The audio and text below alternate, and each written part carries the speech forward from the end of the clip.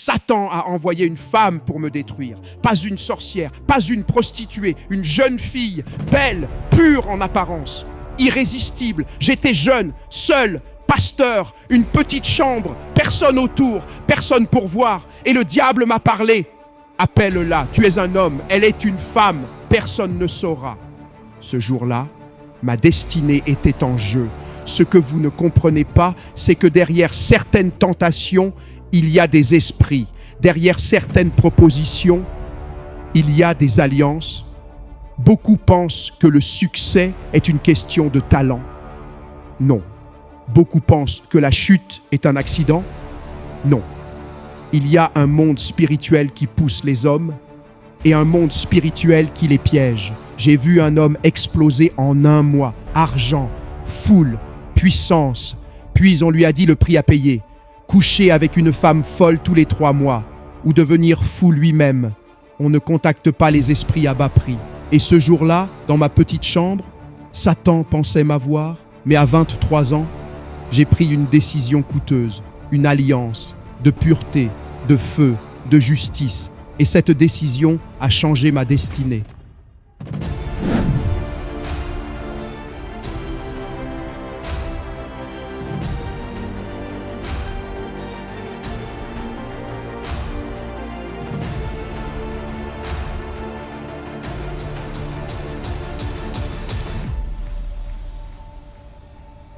Saint-Esprit, prends le contrôle, que je disparaisse afin que tu apparaisses. Merci Père, au nom de Jésus. La vie est faite de décisions. Comme je le dis toujours, commence tôt. Mais pour commencer tôt, il faut décider tôt. J'ai décidé, étant jeune, de construire des maisons. J'ai décidé, étant jeune, de me marier. Le mariage est une décision coûteuse. C'est une décision extrêmement coûteuse. Parce que la personne que tu épouses t'affectera pour le reste de ta vie et même pour l'éternité. C'est une décision coûteuse. Choisir où t'installer est une décision coûteuse. Choisir ta carrière est une décision coûteuse. Il existe des décisions très, très coûteuses. Mais il n'y a aucune décision comparable à une alliance avec le monde spirituel. Écoute-moi bien. Si tu veux avoir un avantage dans cette vie, ce ne sera pas par ta propre force. Tu dois savoir comment amener le monde spirituel à se tenir derrière toi. Aucun homme ne réussit dans cette vie sans l'aide des esprits. Un seul ange attaché à ta vie est 100 fois plus puissant que toi. Tu ne traverses pas la vie par ta force. Tu cherches des esprits pour se tenir derrière toi, te pousser en avant, te donner un avantage. C'est pour cela que les gens du monde entrent dans des alliances mauvaises avec des démons. Parce qu'aucun homme ne réussit sur cette terre sans l'aide d'esprit. Un jeune homme au Cameroun alla voir un pasteur influent dont le ministère était répandu partout, puissant, prospère. Il dit « Je veux me soumettre à vous. Priez pour moi. Cette onction, cette grâce que Dieu vous a donnée pour exploser dans tout le pays, je la veux. » Le pasteur répondit « Tu veux cette grâce? Très bien. C'est ma 40e année dans le ministère. Avant d'arriver là où je suis, j'ai passé 30 années à manger au jour le jour. 30 années de sacrifice. 30 années de désert. Si tu veux ce que je porte, je vais prier pour toi. Tu traverseras 30 années de désert, mais tu porteras la grâce que je porte. Le jeune homme répondit « Non, je ne veux plus cette grâce. » Il partit. Il alla voir un autre homme dont le ministère avait explosé en quelques années seulement. Partout, ça bouillonnait. Les foules affluaient. Il dit « Je veux cette onction. » L'homme répondit « Tu la veux? Viens. » Il le conduisit dans son bureau, ouvrit un placard rempli de millions en espèces. Il dit « Voilà ce qui est entré dimanche dernier. Tout ce que je dis, mes membres le font. Certains vendent leur maison. Certains vendent leur voiture. Je peux t'emmener quelque part. On mettra quelque chose sur ta langue. Et du jour au lendemain, tu verras les résultats. Quand tu parleras, les choses se produiront. Les foules viendront. Mais chaque semaine, 40% de tout ce que tu reçois me reviendra. 60%, tu gardes. Le jeune homme dit « Si c'est seulement mettre quelque chose sur ma langue et que je garde 60% de cet argent chaque semaine, allons-y. » Ils allèrent. On plaça quelque chose sur sa langue. En moins d'un mois, l'église explosa. L'argent afflua comme jamais. Il apporta les 40% à son père spirituel. Celui-ci dit, « Tu as bien fait, mon fils. Maintenant, il y a la deuxième partie. » Deuxième partie? Oui, tous les 3 mois, tu devras coucher avec une femme folle. Quoi? Vous ne m'aviez pas dit cela. Comment pouvais-je te le dire? J'ai besoin de mes 40%. Et écoute bien, si pendant un trimestre, tu ne le fais pas, c'est toi qui deviendras fou. Deuxièmement, toute femme folle que tu mets enceinte, le jour où tu mets enceinte une femme folle, tu perdras ta femme ou tes enfants. Vous ne me l'aviez pas dit? Ils répondent, si. Je t'ai parlé de mes 40%. On ne contacte pas les esprits à bas prix. Il y a un prix à payer. C'est le prix pour que des esprits te propulsent dans la vie. Il dit, comment vais-je coucher avec elles sans les contaminer? Réponse, tu coucheras avec elles pendant leur menstrue. C'est ainsi que certains couchent même avec des cadavres. Écoute-moi bien. Toute personne que tu vois dans ce monde et qui a un avantage, ce n'est pas par la force physique. Ils ont contacté des esprits. Ils opèrent sur la base d'alliances. Tu ne peux pas être un homme ordinaire. Oh mon Dieu! Et pour réussir dans la justice, dans la voie de Dieu, il existe des alliances de justice dans lesquelles tu dois entrer. C'est ainsi que moi aussi, je suis entré dans mon alliance, ce que j'appelle une décision coûteuse. J'avais 23 ans. J'étais déjà pasteur assistant dans une église des Assemblées de Dieu, dans un endroit appelé Aïnia Nabazi. On m'avait donné une petite pièce derrière l'église. Ce n'était même pas une maison, une seule pièce, 10 mètres sur 10. Chaque jour, tout le monde quittait la concession pour aller travailler. Et moi, je restais là. Et il y avait une jeune fille très belle, magnifique, forme parfaite. Elle passait devant ma fenêtre. Elle passait devant ma porte. Elle pouvait passer 10 fois devant ma chambre. Et j'étais seul dans cette maison. Elle était seule dans cette concession. Depuis ma jeunesse, j'avais une vie de consécration. Je n'aimais pas sortir. Je ne pouvais pas commencer ma journée sans lire 5 chapitres de la Bible. J'ai commencé jeune. 5 chapitres, puis 10, puis 15, puis 20. Il y a peu, j'ai terminé ma 93e lecture complète de la Bible, de la Genèse à l'Apocalypse. Je suis dans ma 84e lecture. J'ai commencé jeune. Un jour, pendant mon temps de prière, Satan est venu dans mon temps de prière. Il a dit, « Tu ne vois pas cette jeune fille que j'ai gardée pour toi? Tu es seul ici. Appelle-la. Personne n'est là. Personne ne verra. N'es-tu pas un homme? N'est-elle pas une femme? Appelle-la. » Je ne sais pas comment j'ai résisté ce jour-là. J'étais jeune. Quand tu es dans la vingtaine, ton sang est chaud. Mais Dieu m'a donné la grâce. Le lendemain, 2e round. Je suis encore en prière. Elle passe. Et le diable revient. Appelle-la. Ce jour-là, il avait aussi travaillé sur elle. Elle prit un tabouret. Elle s'assit devant ma porte. Et Satan dit, « Qu'attends-tu? Elle est venue pour toi. Appelle-la, appelle-la. » Je me suis levé. La Bible dit, « Quand l'ennemi vient comme un fleuve, le Saint-Esprit élève une bannière. » Je remercie Dieu pour cette bannière. Au lieu de l'appeler, une parole est sortie de ma bouche. Je ne ferai pas cette chose. Au moment même où j'ai prononcé cela, un verset a jailli dans mon esprit. Je sais en qui j'ai cru. Et le Saint-Esprit me dit, Paul a été dans une crise. Il a fait un engagement. Il a fait une alliance. Et parce qu'il avait fait sa part, il savait que Dieu ferait la sienne.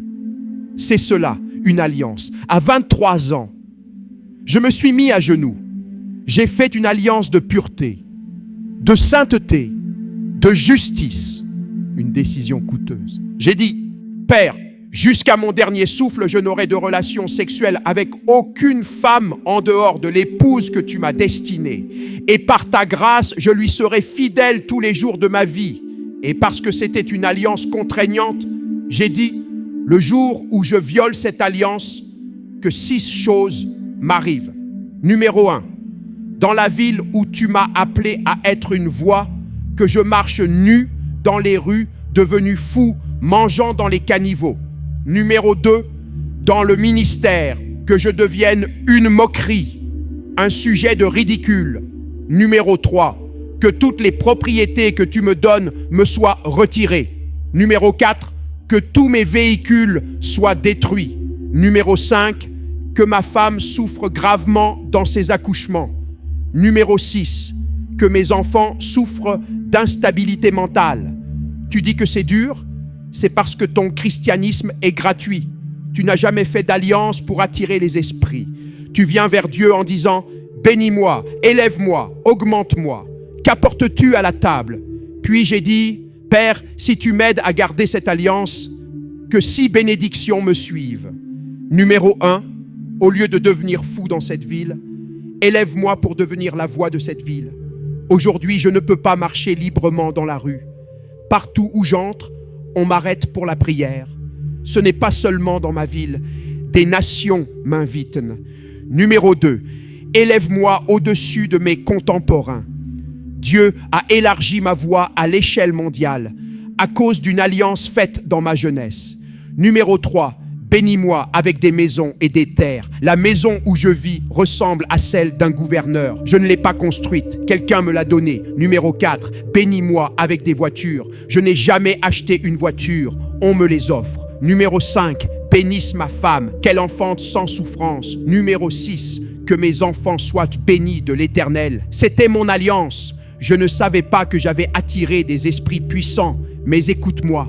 Quand tu fais une alliance pareille, l'enfer se déchaîne, la tentation viendra. Belle femme après belle femme, mais je peux te dire, aucune femme n'a vu mon intimité. Je suis lié par alliance. Et cette alliance m'a donné une voix mondiale. Jeune homme, jeune femme, tu ne réussiras pas sur cette terre sans attirer le monde spirituel. Dire « Seigneur, je te donne ma vie » te conduira au ciel. Mais pour dominer sur la terre, il faut des alliances contraignantes, des alliances qui coûtent, des alliances qui font mal. C'est cela le prix. Je vois quelqu'un qui avance. Je vois quelqu'un qui brise les barrières. Mon Dieu, mon Dieu, mon Dieu. Laissez-moi vous parler, à vous les jeunes. Si vous ne dominez pas dans ce domaine, si vous ne remportez pas la victoire ici, il vous sera très difficile de réussir dans la vie. Je parle d'un combat réel. C'est la chose qui renverse les hommes plus que toute autre chose. Les hommes et les femmes. On appelle cela l'esprit d'immoralité. Et il est extrêmement répandu aujourd'hui. Il est partout. Recevez la grâce. Vous ne serez pas une victime. Vous devez vous élever au-dessus de ces choses. Le péché d'immoralité est comme un homme qui va à la pêche. Il prend un verre, il le met au bout de l'hameçon, il jette la ligne dans l'eau. Le poisson voit ce verre juteux qui flotte dans l'eau. Il ouvre la bouche pour l'avaler, mais pendant qu'il avale, il ne sait pas que ce qui semble délicieux est un piège et l'hameçon le transperce. Je ne sais pas à qui je parle. Peut-être quelqu'un qui a été accroché par la pornographie, accroché par la masturbation, accroché par le lesbianisme, accroché par l'immoralité. Et tu te débats comme le poisson pour te libérer. Mais plus tu te débats, plus l'hameçon s'enfonce. Voilà l'immoralité. J'ai écouté Reinhard Bonnke lorsqu'il était âgé, lorsqu'il est venu à Calabar pour une conférence de ministres. Il nous a dit « Je suis ce que je suis aujourd'hui parce que dans ma jeunesse, j'ai pris un engagement de pureté envers Christ. Et ma voix a fait le tour du monde parce que j'ai gardé cette alliance de pureté. » Reinhard Bonnke, l'une des plus grandes voix de sa génération. Le péché d'immoralité est comme une bouteille de Coca-Cola. Le Coca-Cola contient une puissance gazeuse. Il est fermé par un bouchon. Mais dès que vous ouvrez le bouchon, pshhh, la chose qui faisait sa force commence à s'échapper. Une fois que le gaz est parti, ce n'est plus jamais la même chose. Il a perdu son énergie vitale. Vous pouvez le boire. Vous pouvez refermer la bouteille. Vous pouvez même la remettre au réfrigérateur. Mais chaque fois que vous l'ouvrez à nouveau, chaque fois que vous en buvez encore, la puissance diminue. Jusqu'au moment où vous réalisez que tout est parti. La boisson est devenue plate, sans force, sans vie. Chaque fois que vous jouez avec l'immoralité, quelque chose s'échappe encore et encore jusqu'à ce que la gloire s'en aille, jusqu'à ce que vous deveniez un récipient vide, jusqu'à ce que vous n'ayez plus ce qu'il faut pour affronter les défis de votre génération. Le péché d'immoralité, c'est comme une ombre. Regardez mon ombre. Où que j'aille, elle me suit. Que j'aille ici, que j'aille là-bas, elle est toujours là. Il n'y a aucun endroit où vous irez sur cette terre où cette tentation n'existe pas. Recevez la grâce pour la vaincre maintenant. Le péché d'immoralité est comme une voiture qui part pour un long voyage. Vous faites le plein d'essence. Vous remplissez le radiateur d'eau, vous gonflez les pneus, vous mettez de l'huile dans le moteur, vous équipez tout ce qu'il faut et vous démarrez le voyage. Puis, un pneu éclate, un petit clou, un tout petit clou et le long voyage s'arrête, bloqué. Dieu vous a équipé pour un grand voyage dans la vie. Ne laissez pas un petit clou percer votre pneu. Beaucoup ont commencé avec puissance, mais un petit clou et ils se sont arrêtés. Lorsque j'ai commencé le ministère il y a plus de 40 ans, nous étions nombreux à la faculté biblique. Aujourd'hui, il n'y a que 2 ou 3 dont j'entends encore la voix. Les autres, silence. Ils se sont arrêtés. Un petit clou, boum, arrêté. Êtes-vous encore là? Très bien. Oh, oui. Oh. Si ce message vous a béni, si cette parole a réveillé quelque chose en vous, alors ne restez pas simplement spectateur. Rejoignez le mouvement. Bienvenue dans Vol avec les aigles. Ici, nous ne faisons pas que publier des vidéos. Nous bâtissons des hommes et des femmes de feu, des croyants solides, des disciples engagés. En devenant membre de la chaîne, vous entrez dans un cercle plus profond. Vous aurez l'accès en avant-première aux nouvelles vidéos avant tout le monde, la possibilité d'échanger directement avec des pasteurs sur des sujets spécifiques qui vous concernent réellement. La prière, le jeûne, le combat spirituel, la destinée, la famille, et vous pourrez échanger directement avec nous, poser vos questions, partager vos témoignages et grandir dans un environnement de foi et de feu. Ce n'est pas juste un abonnement, c'est un engagement à monter plus haut, à aller plus loin, à voler au-dessus des limitations. Si vous sentez que cette vision vous parle, si vous savez que cette année doit être différente, alors rejoignez-nous. Cliquez pour devenir membre dès maintenant et regardez le lien dans les commentaires. Il est temps d'arrêter de ramper. Il est temps de voler. Rejoignez Vol avec les aigles. Et n'oubliez pas de vous abonner à la chaîne pour ne rien manquer des prochains messages. On se retrouve dans la prochaine vidéo.